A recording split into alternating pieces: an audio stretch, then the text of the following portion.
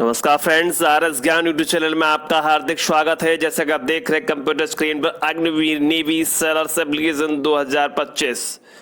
यहां पर एसएसआर और एमआर का फॉर्म स्टार्ट हो चुका है। तो आइए जानते हैं फॉर्म भरने का करेक्ट तरीका क्या है। तो सबसे पहले आपको जाना होगा लॉगिन की बराबर से जो बटन है रजिस्टर बटन पर क्लिक करना होगा।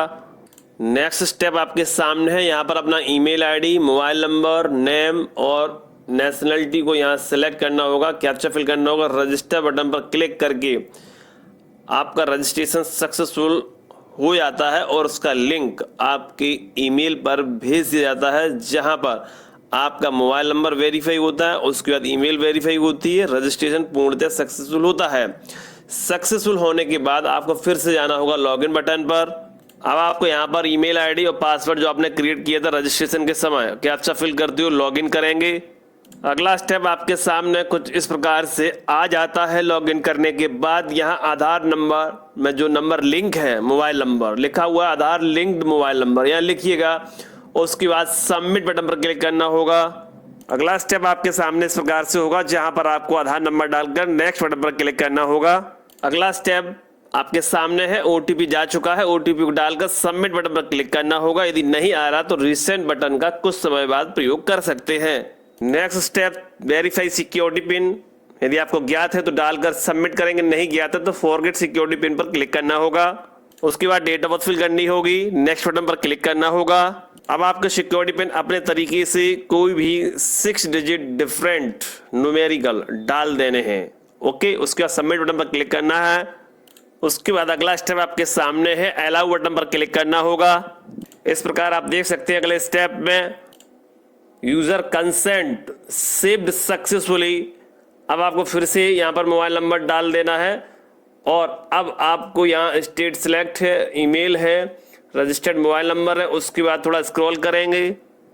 उसके बाद आधार नंबर की जगह क्लिक करके इसको हटा के बैक बटन से नए सिरे से आधार नंबर डालना होगा, mobile number, date of birth. First name में आपका पूरा नेम आ जाएगा जो भी आधार से वेरीफाई हुआ होगा। मिडिल लास्ट छोड़ देना है, पेरेंट्स नेम डालना है, गार्जियन नेम छोड़ देना है, मेल पे सेलेक्ट कर लेना है। अब जो आपका फर्स्ट नेम है वो आधार से वेरीफाई होके आया है। इसमें यदि आपने फर्स्ट मिडिल लास्ट अलग अलग लिखा है तो लास्ट में जाके वो डिफरेंट बता देता है, क्योंकि डिजी लॉकर से जो वेरीफाई हुआ है नाम वो एक साथ आया है और यहाँ पर हमने अलग अलग लिखा है, तो डिफरेंट होने की वजह से वहाँ वेरीफाई होने में दिक्कत रहती है। इसलिए जो नाम वेरीफाई ऑटोमेटिकली हुआ है वो उसको ऐसे ही रहने दें तो आपकी दिक्कत नहीं होगी। अगला स्टेप आपके सामने पहचान चिन्ह लिख देना है, फर्स्ट और सेकेंड। जैसे कहीं पर तिल है, जैसे चेहरे पर तिल है तो ये मोल ऑन द चिन, ठुड्डी पर है। अब जैसे नाक पर तिल है तो ये मोल ऑन द नोज, एल्बो पे है तो ये मोल ऑन द एल्बो, या कट है ये cut mark on the elbow, left elbow, right elbow, इस तरीके से। जैसे मान लीजिए राइट चीक पे है तो ये मोल ऑन द राइट चीक। अब मैं से मान लीजिए ये cut mark on the left elbow. इस प्रकार से आप डेमो के तौर पर मैंने आपको समझा दिया। आपका जहां भी चिन्ह है वो अपने हिसाब से लिख लीजिए पूरा सही से। मैरिड स्टेटस यहाँ पर मिनट रखना है और फोटोग्राफ, उसके बाद यहाँ सिग्नेचर और डोमिसाइल यहाँ पर आप लोग को अपलोड करना है। नोटिफिकेशन में देखा जाए तो यहाँ पर बताया गया है कि स्लेट, ब्लैक स्लेट होनी चाहिए, उस पर चाक से लिखा होना चाहिए कैपिटल लेटर नाम, और डीओपी होना चाहिए। इसी मार्च के महीने का होना चाहिए, जो मार्च का महीना चल रहा है 25 का, इसी महीने का होना चाहिए। यदि मार्च के महीने के बाद आपका डेट अप्रैल में जा रहा है, 10 अप्रैल में जा रहा है, तो आप मार्च का ले सकते हैं और अप्रैल का भी ले सकते हैं। ठीक है, उसके बाद सेव एंड प्रोसीड बटन पर क्लिक करना होगा। अगला स्टेप आपके सामने है, यहाँ हाईएस्ट क्वालिफिकेशन यदि आप एमआर में डाल लें तो 10 से भी डाल सकते हैं, और यदि एसएसआर में डालना चाहते हैं तो इंटर सेलेक्ट कर सकते हैं। ठीक है, यदि हाईएस्ट आपका है एजुकेशन क्वालिफिकेशन तो आप डाल सकते हैं, मिनिमम 10th है और मैक्सिमम 12th है, या फिर डिप्लोमा ITI जो भी है। तो मैंने यहाँ एसएसआर का डालना है तो सीनियर सेकेंडरी का सेलेक्ट कर लिया। 10th कंप्लीट है तो कंप्लीट कर दिया, 12th कंप्लीट है तो कंप्लीट कर दिया। आपका देख लीजिए करंट परस्यूइंग है, नॉट एप्लीकेबल है, जो भी कर सकते हैं यहाँ पर। उसके बाद ITI क्वालिफिकेशन स्टेटस नहीं है तो हमने यहाँ नो कर दिया। नेक्स्ट स्टेप में देख सकते हैं, are you diploma qualified, no है तो yes. Do you apply for SSR तो हमने यस कर दिया। उसके बाद मुझे स्पॉन्सर कैंडिडेट कुछ स्पेशल्स कैटेगरी होती है वो नहीं है हमारे पास, हमने यस करके देखा तो हमने यहाँ नो कर दिया। उसका डिक्लेरेशन पर टिक कर दिया। नेक्स्ट स्टेप आपके सामने है, do you apply for MR, तो मैंने यहाँ नो कर रखा है क्योंकि मुझे केवल एसएसआर में डालना है। उसके बाद do you have NCC certificate, no कर रखा है। स्विमिंग के लिए भी नो कर रखा है। यदि आपके पास इनमें से कोई है तो आप यस कर सकते हैं। फिलहाल मैंने नो कर रखा, सेव एंड नेक्स्ट प्रोसीड करना होगा। अगला स्टेप आपके सामने है, वेब कैमरा लगा होना चाहिए, यूज योर कैमराज, तो allow this visiting the site, allow this time, never allow, तो मैंने अलाउ दिस टाइम कर रखा है। उसके बाद ये पॉपअप हट जाता है, उसका सामने पॉपअप देख सकते हो, तो अंडरस्टूड पर क्लिक कर देना होगा। अगला स्टेप में देख सकते हैं कैमरा ऑन होने की वजह से यहाँ additional information detail updated successful हो चुका है। फोटो को मैंने यहाँ कैप्चर कर लिया है और उसके बाद 1 2 3 4 सभी पर हमें बारी बारी से क्लिक करना होगा और ये कैप्चर हो जाएंगे। उसके बाद हमें वैलिडेट एंड सेव बटन पर क्लिक कर देना होगा। नेक्स्ट स्टेप देख सकते हैं यहाँ पर upload images are saved successfully, proceed to fill communication details, next button पर क्लिक करना होगा। मैंने हाईलाइट कर रखा है, आप देख सकते हैं दोस्तों। नेक्स्ट स्टेप एड्रेस का है, तो आप दोनों एड्रेस को फिल कर लेते हैं। यदि अलग अलग है तो अलग अलग फिल कर लेते हैं, सेम है तो सेम पर टिक करके दोनों एड्रेस को सेम करके सेव एंड प्रोसीड बटन पर क्लिक कर देते।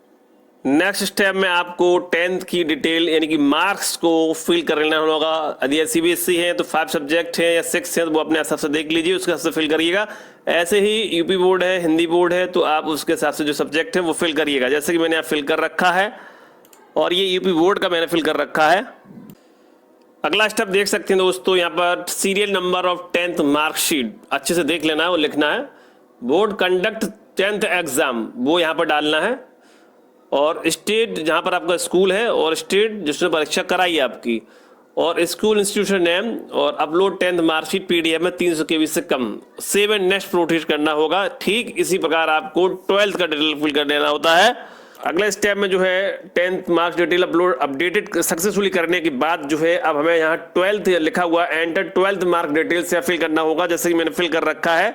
अगला स्टेप देख सकते हैं यहाँ पर सीरियल नंबर और state conduct, school institute, board 12th और 12th मार्कशीट यहाँ अपलोड कर दी है और उसका सेव एंड कंटिन्यू करेंगे। जैसा कि आप देख पा रहे हैं, नेक्स्ट स्टेप जो है save 12th mark details and proceed button पर क्लिक करना होगा।